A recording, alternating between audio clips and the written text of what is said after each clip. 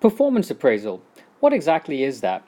Well, the best way to think about it is as students, twice a year, or maybe sometimes once a year, you receive a report card that has all of your grades for the year, has teachers' comments, suggestions on how to improve, suggestions on what you could do better. That is your performance review. Just like with employees, they have something similar, and that's called a performance appraisal. Once or twice a year, the company will review them. They will evaluate how well that individual has worked during the course of the year. So first of all, let me just write this key topic at the top, and then let's, first of all, just answer a very, very simple question is well, what is the purpose of these performance appraisals? Why do you review employees once or twice a year? Well, very simply, to begin with, it allows you to develop the employee because you will be able to identify areas of strengths, areas of weaknesses, and you can therefore suggest the right training that that employee should undergo in order to become better. Another reason why we do performance appraisals is because it helps to make what I'm going to call HRM decisions. And HRM decisions is simply Human Resource Management Division. So I'm abbreviating HRM and it stands for Human Resource Management Decisions. So if an employee did well, you would reward them, give them a bonus. If an employee did really well, you may promote them. If the employee is underperforming, you may decide to remove them from the company or maybe to send them for training so that they can become better. Why else do we do performance appraisals? Well, it allows you to give feedback. Whoops, just having a little bit of trouble with some of the spelling there. But it allows you to give feedback, and you can communicate the goals and objectives, what the manager expects of the employee, what they expect them to do in the next 6 months, what they expect them to do in the next year. So it allows the company to give feedback. Another really important reason why you give performance appraisals, because it can help to motivate. Whoops, sorry about that. Really struggling here. Motivate. There we go. It can help to motivate the employees because during these meetings, when the manager is sitting down and giving the report card for the year, they can say, hey, you did this really well. Well done. Congratulations. And it can influence the employees and increase their morale and make them work better. You can praise them. You can give them rewards. So it has a direct impact on the motivation, on the managers and the company's ability to motivate their workers. Last but not least, the other reason why you do this is because it can help to assess departmental strengths and weaknesses. And what do I mean by that? Whoops. Again, I'm struggling with my spelling today. Let's see if I can go into there. Weaknesses. That's better. Nope, still not very good. Let's try that again. Weaknesses. If an employee works for, say, the marketing department, and you do an appraisal and you find that, hey, 4 or 5 of the employees in the marketing department aren't doing that well, well, then the company needs to allocate more resources to improve that marketing department. Or it could be the finance department or the risk department. So really, performance appraisal, yes, it's helping the individual employee, but it can also have an impact across the department.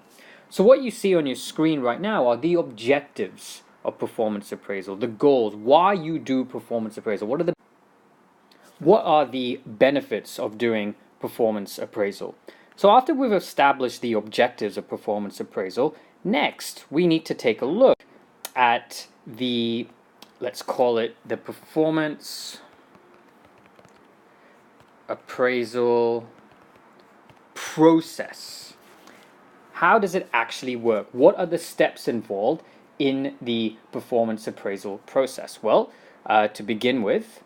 It's simply called the preparation stage. So let's put a 1 here to signify that it is the first step in the process. It's the preparation stage where you set objectives, or sometimes these are known as performance standards. So the manager will sit down with the employee and they will say, what are you going to do this year?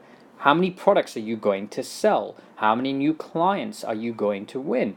What new products are you going to create? These are the performance standards, the objectives. And if you remember back to when we learned about SMART goals, SMART goals, the performance standards that you set should adhere to those 5 characteristics.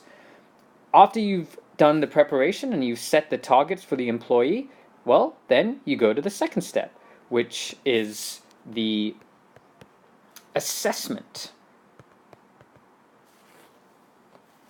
This is where you've got the goals and now the manager will review that employee's performance during the course of the year. They will observe them, they will monitor them, they will calculate the amount of products that they sell, they will gauge what their customers think, they may give feedback during the course, and there are many different ways that they could assess. Some of the methods that can be used to assess are known as the critical incident method. There's also the MBO method, there's graphic rating method, and I don't want to go into the details of these different methods. That can be for another class, but the point to take away from this is that the assessment stage, there are different ways to assess how well that employee does during the course of the year. There are different methods, and that's simply known as the assessment stage. And in terms of the differences between the assessment stage, I think we'll leave that for another class. Let's continue with the process. So now the manager has assessed how that employee is done. Well, so you've assessed them. So then now you actually deliver the appraisal. For students, this is a report card, right? You get that report card with all the teacher comments and all the marks. For an employee, it would typically be the manager sitting down with the employee, explaining to them, these are the things that you did well, these are the things you didn't do good well, this is how you can do better, this is what marks you get for this particular client and for this particular client. And then after you've delivered the appraisal, you finish off by making HRM decisions. And HRM decisions, human resource management decisions, could be things like giving them a promotion, sending them for additional training, giving them a bonus. So this is, in a nutshell, the performance appraisal process. You start by setting them objectives, performance standards. Then you actually assess them, you review them during the course of the year. Thirdly, you deliver that appraisal. And lastly, you make human resource management decisions. And now just to kind of finish off this topic, I just want to do a little bit of drawing here. And you'll see why I'm doing this drawing. I'm going to call this person number 1. And he has a box surrounding him. I'm going to call this person number 2. Sorry, my drawing isn't the best, but that doesn't really matter. And then I'm going to draw a huge box around both of these guys. I'm going to call this number 3.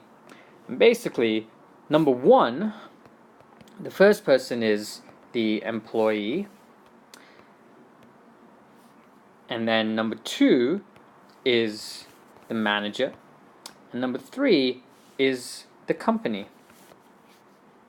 There we go.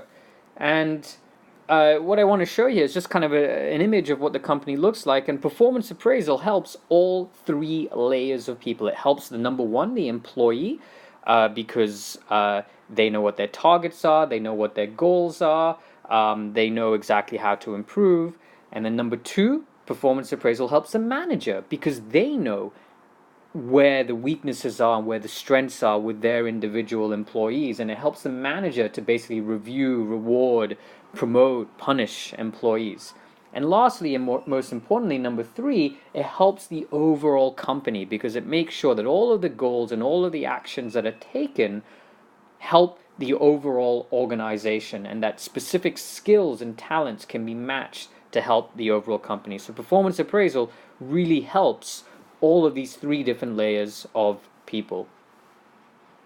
And so to conclude, hopefully you can realize why performance appraisal is such an important part of human resource planning, of human resource management, and of the overall company.